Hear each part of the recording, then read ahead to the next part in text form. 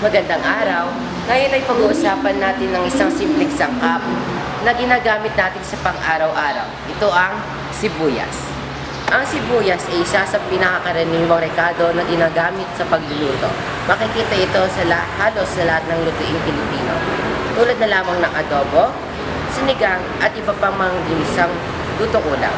Dahil dito, kapag tumaas ang presyo ng sibuyas, direktang maapektuhan ang pamilyang Pilipino o mga manggagawang Pilipino. Pero hindi lamang sa pagluluto mahalaga ang sibuyas. Marami rin itong benepisyo sa ating kalusugan. Ang sibuyas ay nagtataglay ng vitamin C, antioxidants at iba pang sustansya na tumutulong sa pagpapalakas ng ating immune system.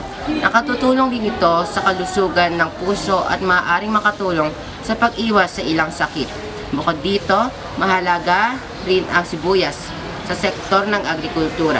Maraming magsasakang Pilipino ang umaasa sa pagtatanim. Sa pagtatanim nito bilang kanilang pangunahing kabuhayan.